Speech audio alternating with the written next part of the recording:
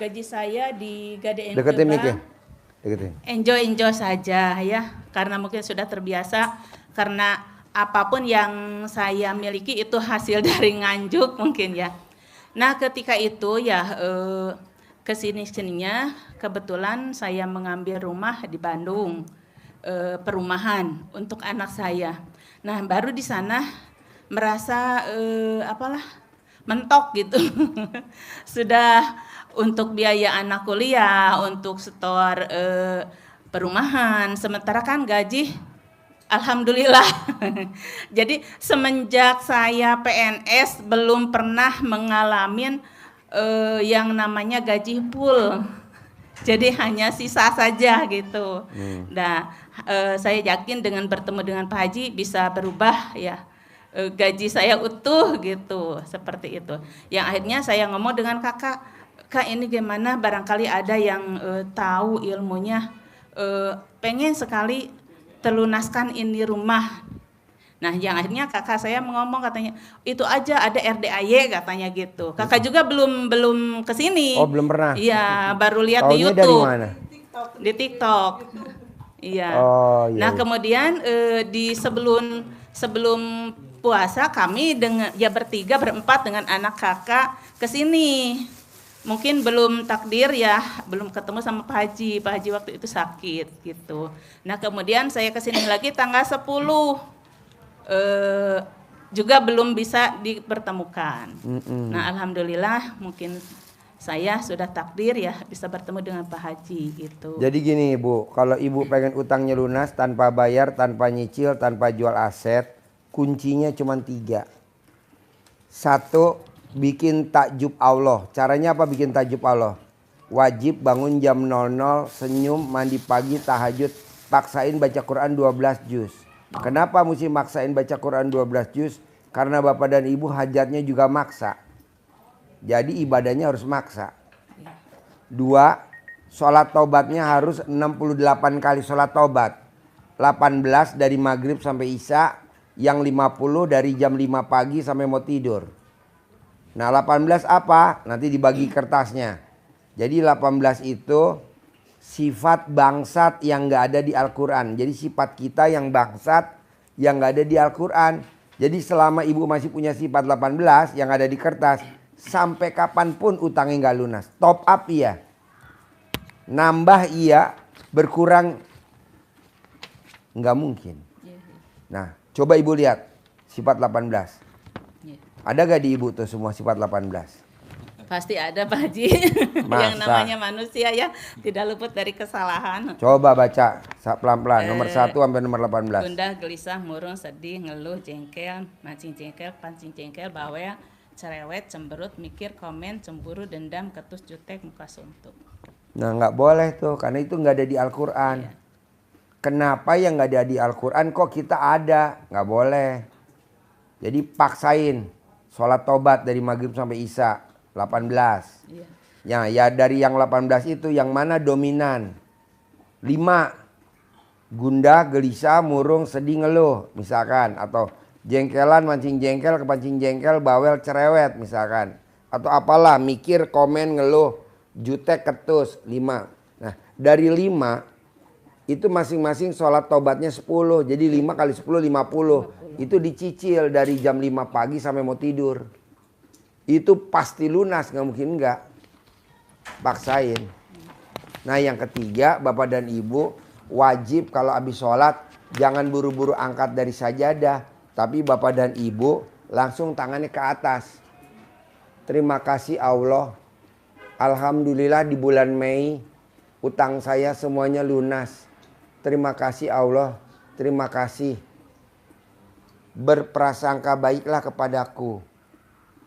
Jadi kita harus prasangka baik. Ada gak ayatnya di Al-Quran itu apa namanya, kalau kita mengadakan tangan ke atas hajatnya pasti dikabul? Ada. Coba terangin Pak Sidik, kalau tangan kita ke atas bermuhajat dikabulin. Iya Bapak Ibu, Pak Haji ngajarin kita untuk habis sholat mensugesti diri kita, afirmasi, meditasi untuk hajat terkabul. itu Rasulullah memberi penguatan dalam hadisnya. Kata Nabi, Allah itu malu melihat hambanya mengangkat kedua tangannya memohon hajat kepada Allah sementara Allah belum mengabulkan. Allah malu kalau kita mengangkat tangan mohon hajat kepada Allah tapi Allah belum mengabulkan. Allah malu. Maka kita kerjakan apa yang ditegaskan Pak Haji tadi, pasti dengan mengangkat kedua tangan Allah pasti mengabulkan. Nah, paksain kalau habis sholat 5 waktu wajib sehari 5 kali. Habis subuh, duhur, asar, maghrib, isya tangannya ke atas. Terima kasih Allah, terima kasih bulan Mei utang saya lunas semua. Terima kasih Allah. Padahal belum. Sehari 5 kali. Dalam satu waktunya. Sehari 5 kali. Habis subuh, habis duhur, habis asar, habis maghrib, habis isya. Berarti dalam satu waktu cukup 1 kali aja. Iya. Sehari 5 kali. Jadi kalau di Al-Quran ayatnya berprasangka baiklah kepadaku.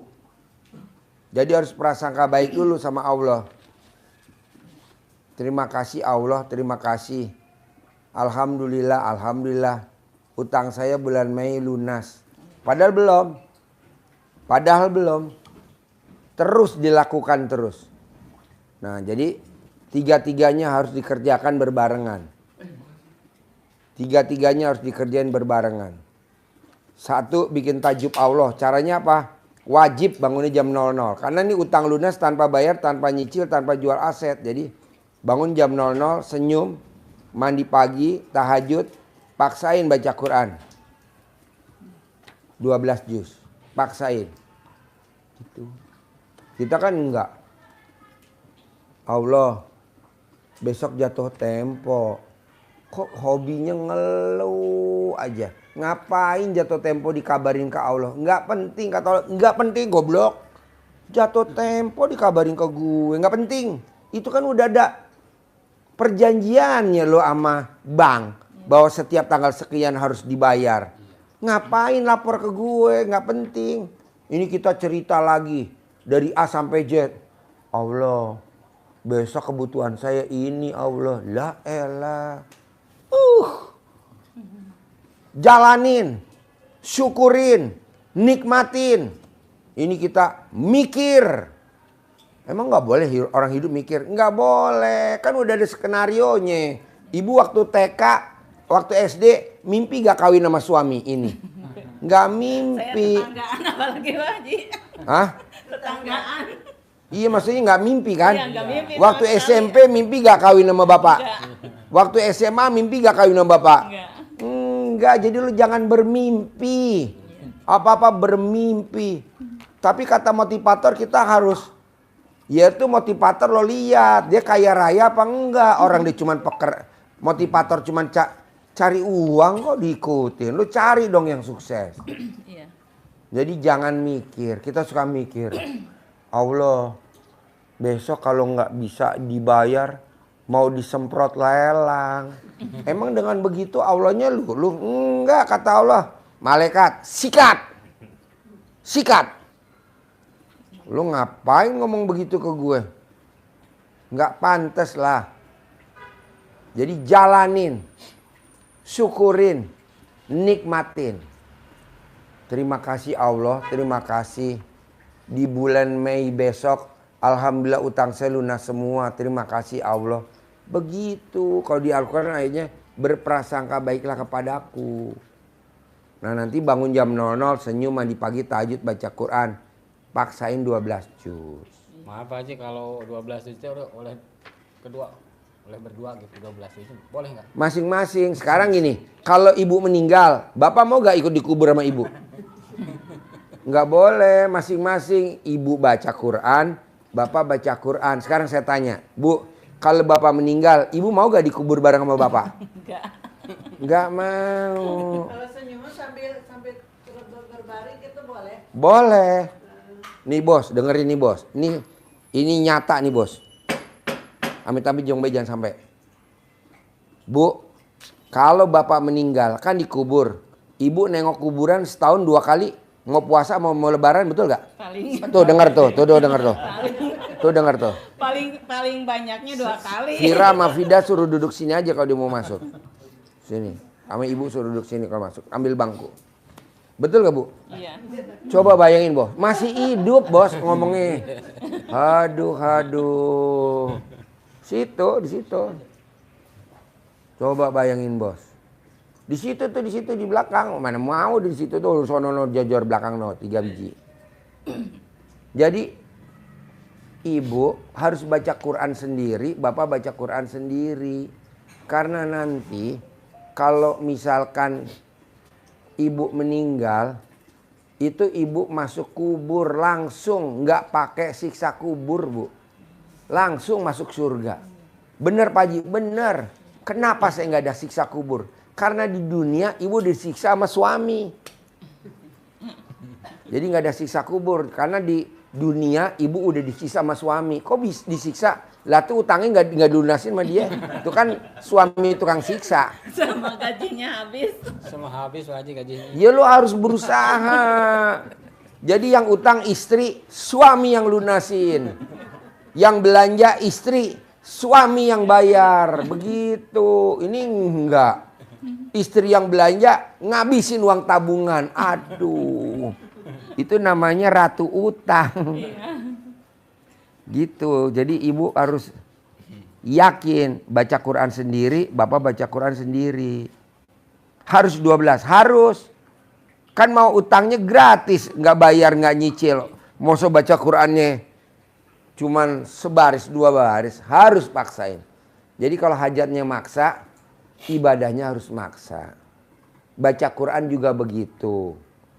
Taubat juga begitu, harus 68.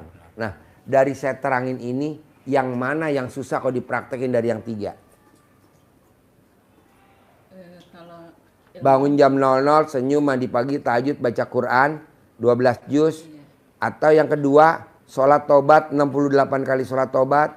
Atau tadi habis sholat, bermuhajat kepada Allah. Yang mana yang susah? kalau mengamalkan saya udah ya, begitu saya tahu ilmunya dibuka di YouTube saya langsung mengikuti gitu.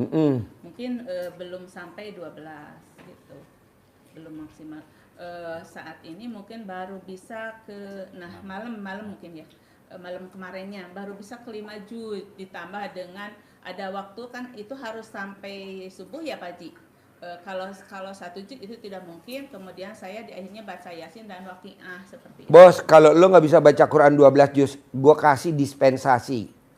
Contohnya Roni nggak bisa baca Quran 12 juz, nggak bisa. Goblok, agak lemot deh, lama. Apa yang dipraktekin sama Roni? ML sehari 3 kali, bisa gak lo gantinya? ML sehari 3 kali. Diawali dari Nenen, turun, ML. Sehari 3 kali. Waktunya kapan? Apa? Waktunya Bebas. bebas. Siang dan malam ya. Boleh, pagi, boleh siang, boleh sore, boleh malam, boleh. Bebas. Pak Haji, kalau saya mau berangkat kerja boleh gak? Boleh, gue nyaranin malah kalau bisa di teres biar gampang. Biar ringkas. Ibu kalau nonton YouTube saya suka senyum-senyum gak? Iya. Hah? Suka Pak Haji. Senyum. Senyum. Nah, Pak Roni dia nggak baca Quran 12 juz, tapi dia wajib nenen tiap hari. Karena dia nggak bisa 12 juz, lama, terlalu lama. Jadi baca cuma berapa juz gitu, gantinya nenen. Nah, bisa gak ibu paksain tawarin nenen ke suami? Suami mau gak kalau ditawarin nenen? Mau. Nah, tuh alhamdulillah. Iya. Jadi harus. Jadi ibu paksain nenen. Orang yang nenenin pasangannya, itu semua kebutuhannya dijamin sama Allah. Alhamdulillah. Cuma nenen doang. Gitu. Pak Haji, ada ruginya gak sih kalau kita nenen? Enggak, Bu. Justru kalau kita nenen awet muda. Tapi kalau nggak nenenin awet tua. Pilih mana?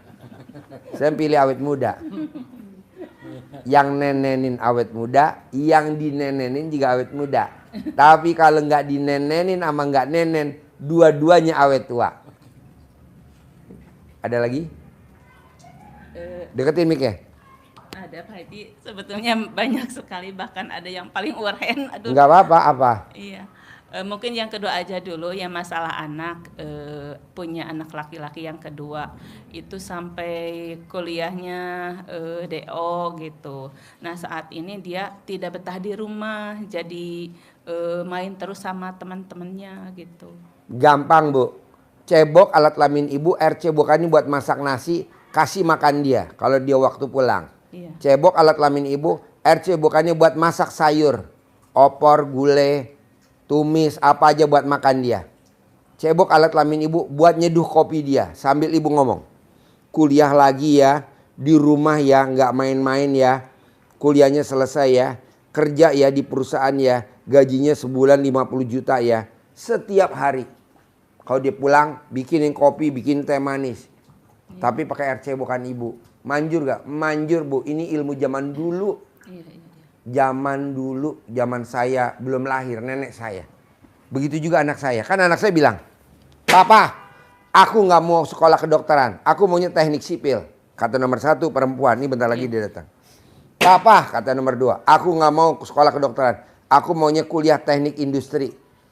Nomor 3, Papa, aku gak mau sekolah kedokteran, aku maunya sarjana ekonomi. Saya nggak kalah dahsyat Bu. Dulu kalau anak nggak nurut, dukun bertindak. Sekarang Pak, kontol bertindak. Cebok Bu. Sekarang anak saya yang pertama dokter, anak saya yang pertama dapat suami mantu saya dokter, anak saya nomor 2 dokter, ini yang nomor 3 dokter lagi. Kok bisa Pak Haji? Ya itu namanya dokter selakangan. Daripada Bapaknya nyugahnya. kan Jadi istri tidak saya nanti ada nih, istri saya nanti nih. Nggak percaya ilmu RDAY karena kan ini kan ilmu kearifan lokal, kan istri saya orang Sumatera. Saya orang Jawa Tengah, nih ilmu-ilmu zaman dulu. Jadi papahnya aja. Kalau mamahnya bisa lebih manjur mamahnya. Gitu. Itu cara nyeboknya itu seperti Bangun tidur sebelum pipis. jadi Pas lagi alat kelamin ibu lagi berkembang, ibarat matahari tuh mau mangklak. Itu lagi wangi-wanginya luar biasa. Saya nyaranin alat kelamin ibu sama mbaknya. Kenapa? Karena saya lihat dari sini alat kelamin mbaknya sama ibu lagi pulen-pulennya, manjur. Kalau yang udah pernah nggak bisa, mesti nambah air yang banyak. Ada lagi? ini mungkin untuk anak saya. Tadinya saya ingin sekali karena anak saya sudah 27 tahun yang paling besar untuk segera menikah. Nah, alhamdulillah sekarang Anaknya lagi perempuan? Perempuan. Gampang. Kalau anak perempuan pengen cepat kawin, kuncinya 1. Papahnya kalau ngomong sama istri atau sama siapa aja, nggak boleh berdebat, nggak boleh adu argumen, nggak boleh menang, harus kalah. Nanti anaknya kawin. Iya. Tapi kalau ngomong papahnya nggak mau kalah, selalu mempertahankan egonya, dia nggak kawin-kawin lama. Jadi kalau bapak ngobrol sama ibu, bapak harus banyak ngalah, iya mah, Iya. iya mah. Jadi nggak boleh nasihatin istri, nggak boleh, ya nggak boleh lah kayak gitu. Jadi mesti merendah. Nanti kawin. Begitu juga kalau anak perempuan, anak laki ke imamahnya, kalau anak perempuan ke papahnya. Kan sekarang alhamdulillah udah ada calonnya dari orang luar gitu, karena mungkin tipenya maunya jadi pacarnya itu orang luar terus gitu, jadi nggak tahu gimana ke orang Gampang, Indonesia sekarang tuh, putri ibu mau kawin sama orang negara mana? orang kalau turunnya Syria. Hah? Syria. Ya, itu udah fix, udah ada rencana, udah pasti gitu ya di bulan Juni. Tapi yang jadi masalahnya untuk saya masalah keuangan sama sekali belum megang gitu. Gampang. Ibu cari bendera negara Suria. Ibu pakai celana dalam bendera Suria. atau yang diduduki sekarang? Karena yang tinggal di sekarang itu di apa sih? Bukan jis. Kalau itu turunan Syria, tapi dia itu di luar juga, di luar Gini negeri aja juga. Bu, misalkan ibu pengen punya mantu orang Belanda, cari bendera Belanda buat bikin celana dalam ibu pakai. Udah nanti orang Belanda antri di rumah ibu pengen ngawinin anak ibu. Begitu. Masalahnya keuangannya untuk pernikahannya Pak Haji. Kan belum dipakai celana dalam negara Belanda. Oh, gitu. Belum dipakai celana dalam negara Syria. Udah pakai belum? Belum. Pakai dulu. Sekarang copot dah. Tinggal di sini. Ganti langsung. Jadi beli bendera dibikinin Celana dalam. CD. Pasti makanya juga ketawa ya. Berkibarlah benderaku. Ada lagi? Ya di akhirnya mungkin pengen kaya raya tajan merintir Kan gitu, nanti ibu 10. tadi baca Quran 12 Iya, juz. iya. Tidak ada tamu saya yang baca Quran 12 juz tidak punya kontrakan, nggak ada.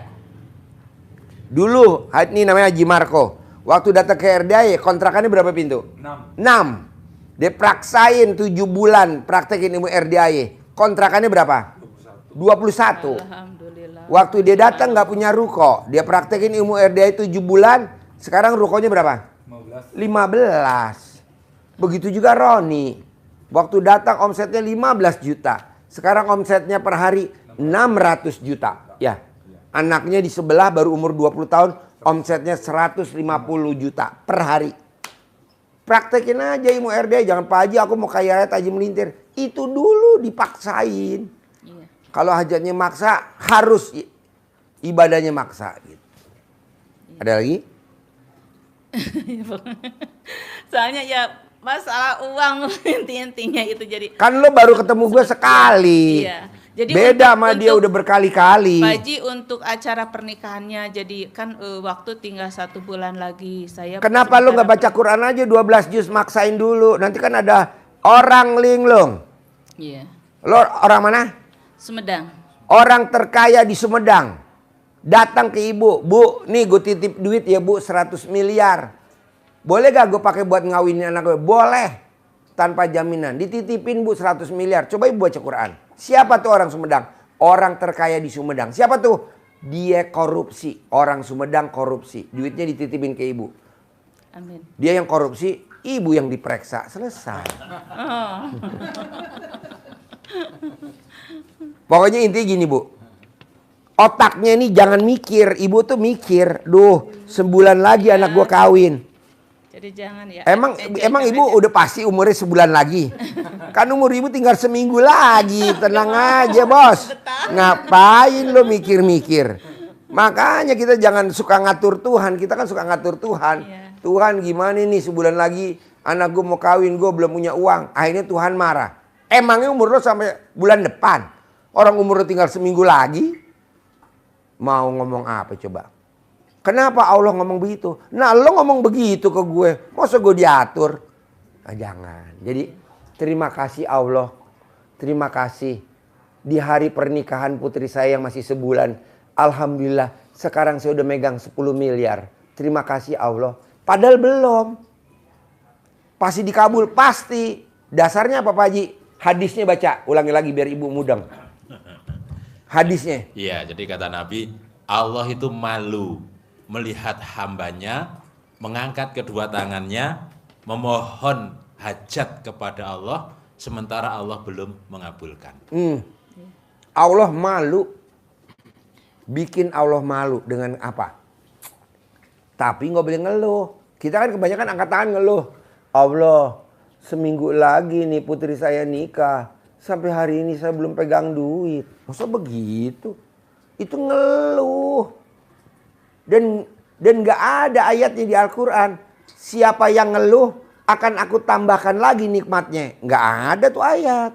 Tapi yang ada, siapa yang mensyukuri nikmatku akan aku tambahkan lagi nikmatnya. Nah syukurnya tadi.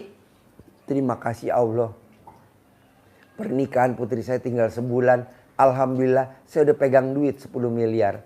Terima kasih Allah. Terima kasih Allah udah kabulin. padahal belum megang. Padahal belum dikabulin.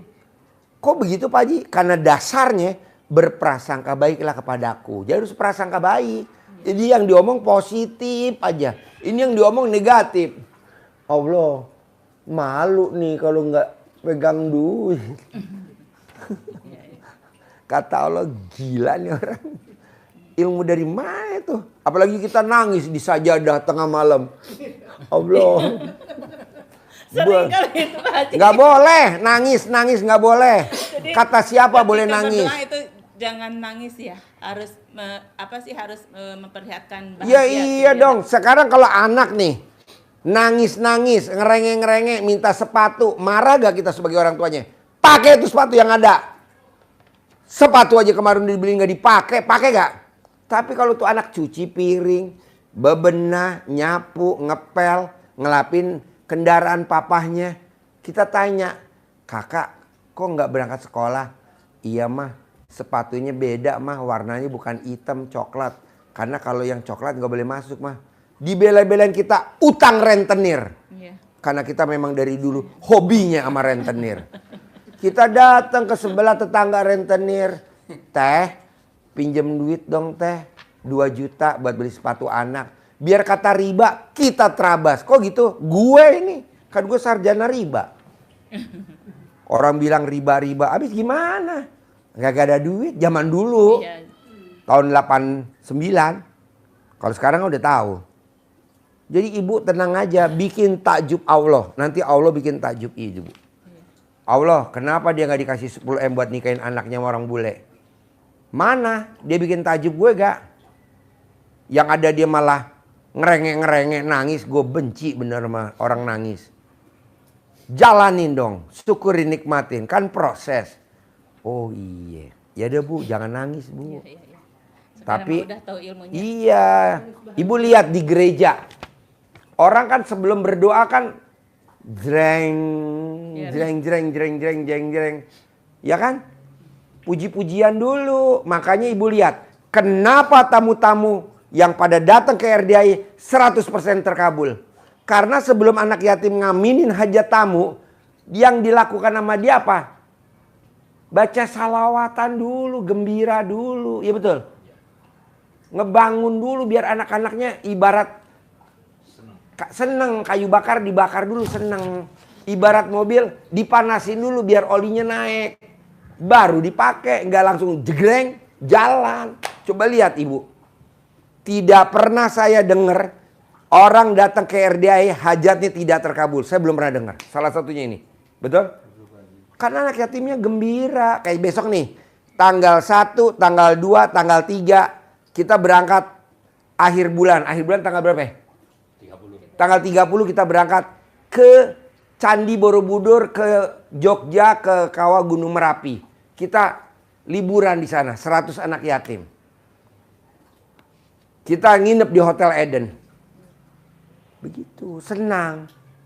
Jadi nanti kita ijab, api unggun, atasnya langit, ngaminin deh hajatnya bapak dan ibu. Pesertanya ada 400 peserta. Iya, kita konvoy dari sini, 100 anak.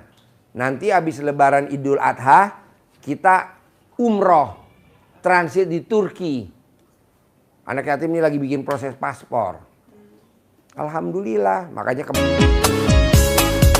Jangan gundah, jangan gelisah, jangan murung, jangan sedih, jangan ngeluh, jangan jengkelan, jangan mancing jengkel, kepancing jengkel. Jangan bawel, jangan cerewet, jangan cemberut dan jangan mikir, jangan komen, jangan cemburu.